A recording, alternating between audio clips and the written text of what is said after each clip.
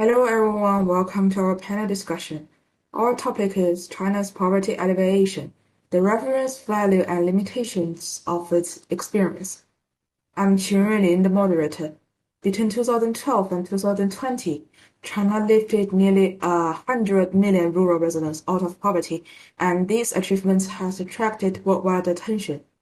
Our discussion will revolve around the core question: can the Chinese model serve as an instructive example for Global South countries, or is it a specific case that is highly dependent on unique national conditions?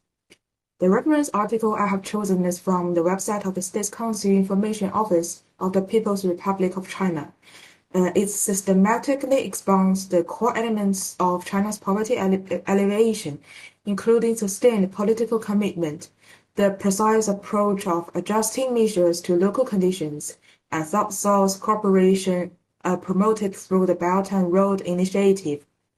The article also quotes international voices such as the Secretary General of the United Nations, stating that China's achievement reflects the importance of political commitment.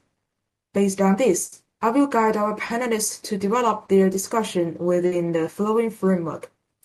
1. How much do China's poverty alleviation achievements rely on its unique governance system? 2. Which principles have universality? 3.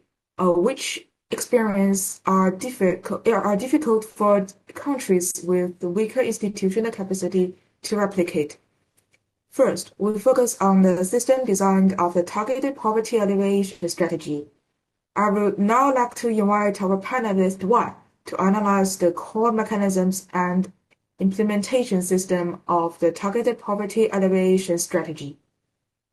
Thank you, Ms. Host. I will focus on the combination of target poverty alleviation. Its success first lies in the concentration. The government is implementing a national target household recognition system, conducting direct measurement of the healthy households throughout grass service, homes visit, and public education, ensuring the identification area for rural state revenue of 2%. According to the white paper allegation in China released by the Central Commission Office, second, research and community system and cultural organization. The central government can also area, making local officials directly responsible for outcomes. Target measures such as young sports, social security and education subsidies were achieved based on the efficacy, for example, providing training for labor community households of relocations in urban areas. This mechanism civilization, yet is highly dependent on China's social and grassroots organization capacity, which may be hard for another country with one organization to replicate. That's all. Okay, thank you. You mentioned that the targeted household registration system controlled the identification error rate to below 2%. I'm curious whether such a low error rate was achieved primarily through technological means or whether it relied more on a large amount of manual verification and evaluation by grassroots administrative personnel. Does this kind of high-intensity grassroots mobilization capacity represent the core embodiment of the unique governance system you described? This is a good question. It's indeed a combination of two, but grassroots and reference some races. The technical system database provides the platform tools. However, the indication of data, household value creation of and household transportation will be publicly reveals the list of the household for essential housing and community population. This is characteristic of China's governance models. The ability to accurately consequences hierarchy and utilization to the schedule. Other countries may have the same or even more advanced technology, but grassroots implementation level is still depth and appearance are lacking. So technology is true, and stronger organization mobilization is the intelligent population cooperation. That's all. Okay, thank you for your clarification. This indeed highlights the importance of the institutional foundation. As a key measure of targeted poverty alleviation, Industrial support aims to transform external support into the endogenous and sustainable development capacity of the poverty-stricken population. So, how does this transformation actually occur? How can it avoid becoming a merely short-term financial aid? We welcome panelists too to elaborate on this from industrial and economic perspectives.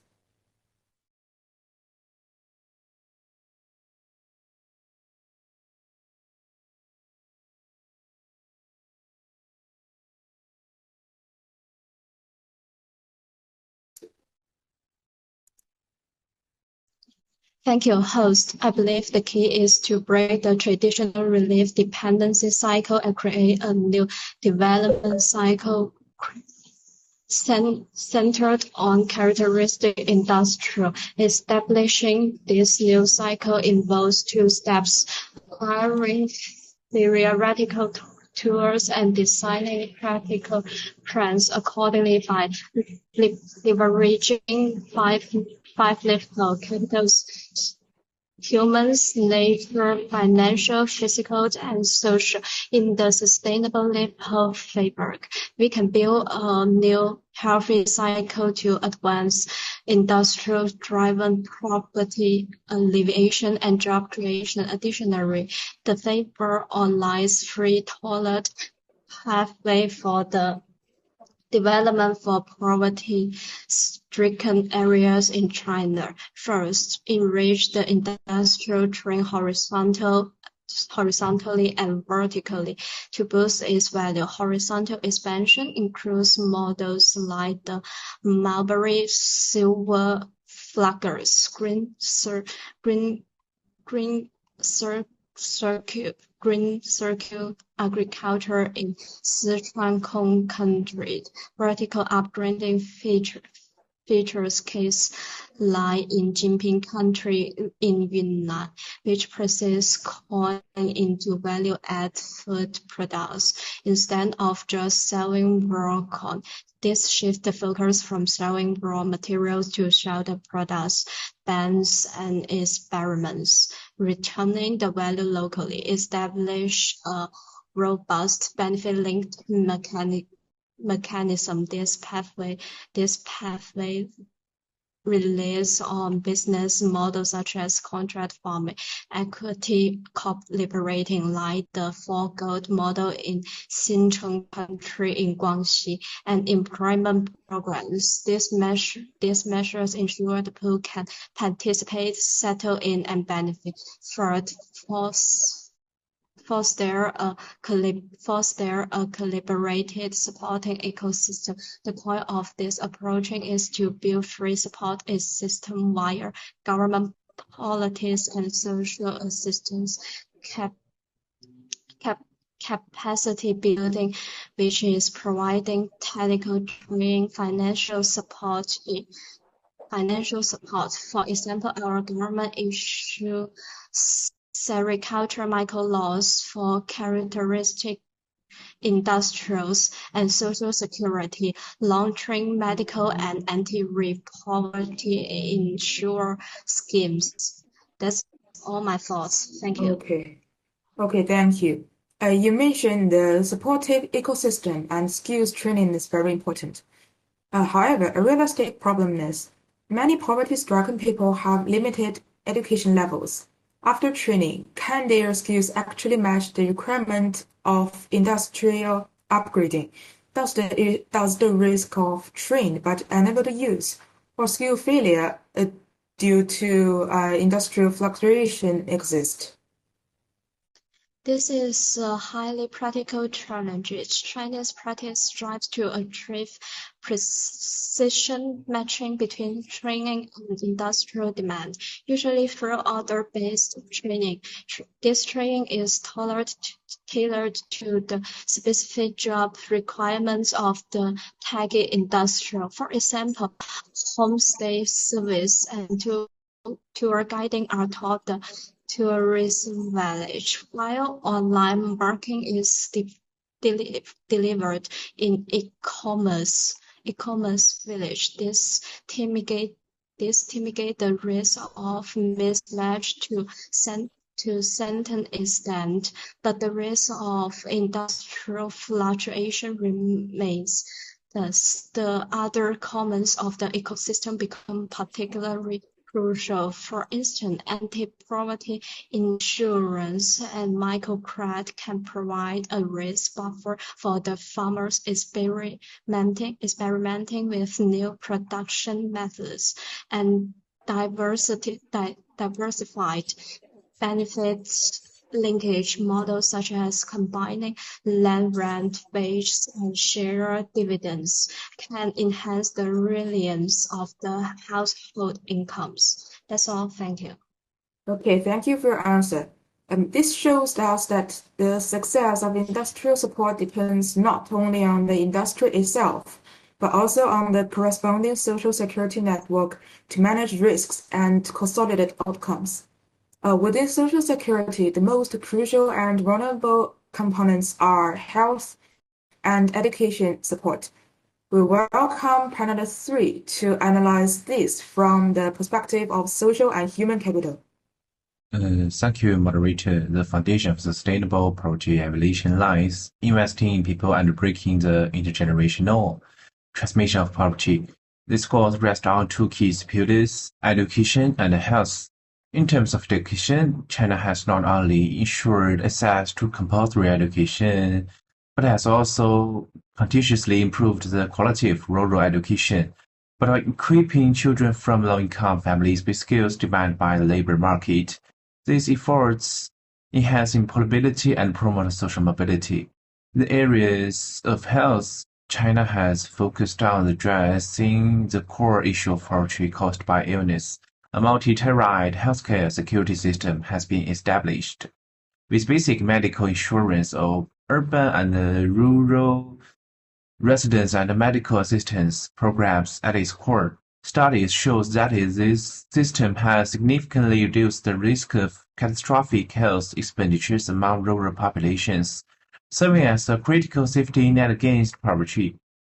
China experiences demonstrate that achieving the goal of a poverty-free society cannot rely solely on financial transfer, instead requires transforming population burden into human capital by strengthening people's capabilities and resilience.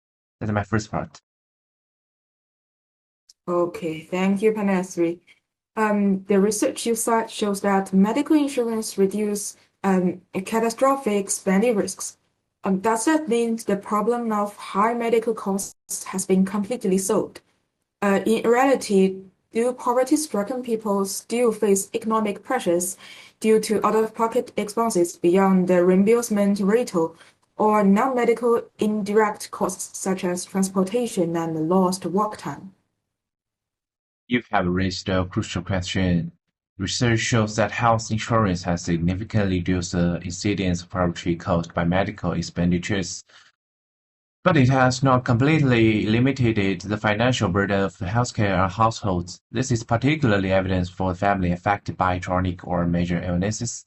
Even after insurance reimbursement, out-of-pocket payments, and long-term indirect costs, such as continuous medication, caregiving, and income loss, can still impose substantial economic pressure.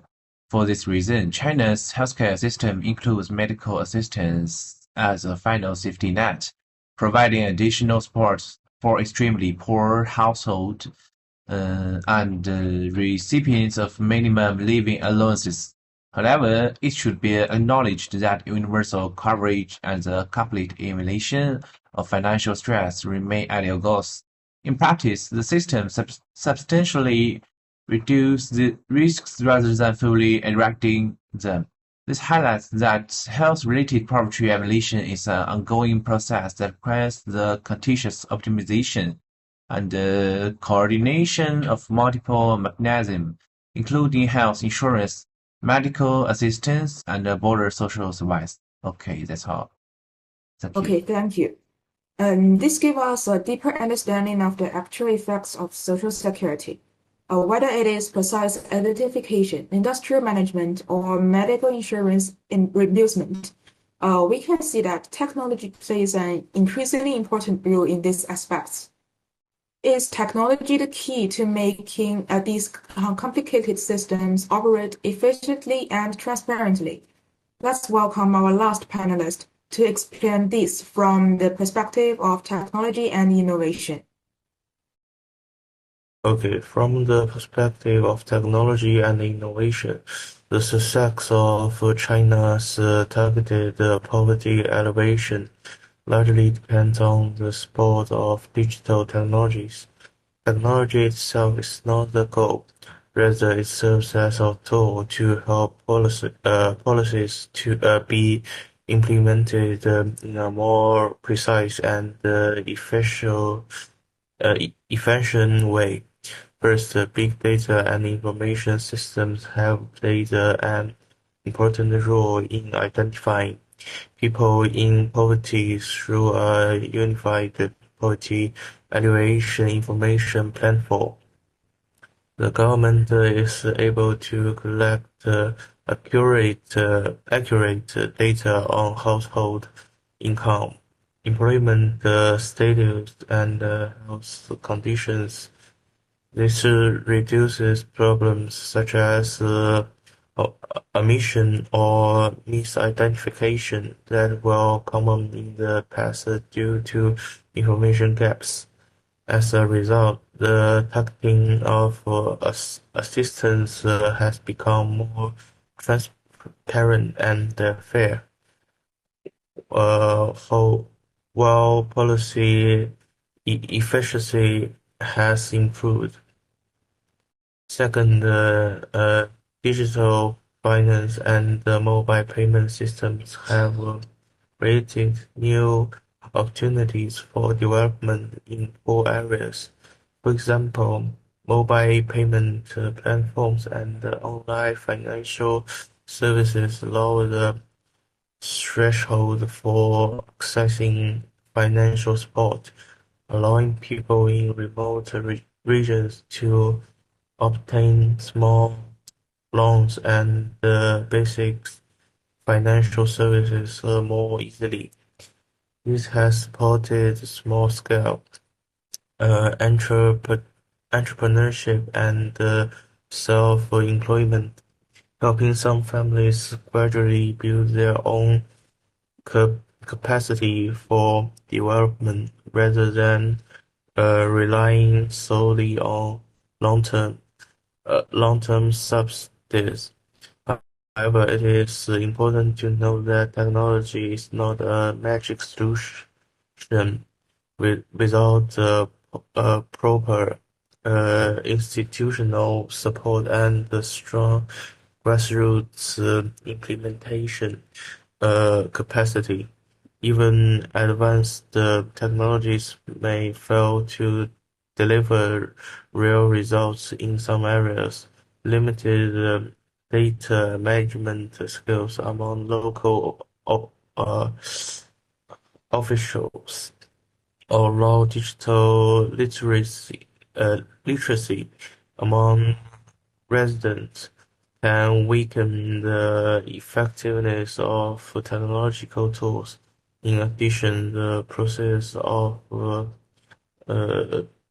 digitalization may create a digital divide, which could further disadvantage elder people. Therefore, technology is an efficiency enhancer rather than a magical solution, and its successful application depends on supportive and well-aligned institutional and policy environments. Okay, okay, thank you. You mentioned that technology is an efficiency enhancer and not a magical solution. So, in your opinion, in China's poverty alleviation cases, is it the application of technology that creates the unique system, or does a powerful system ability provide a premise for the effective application of technology? Who is more dependent on whom?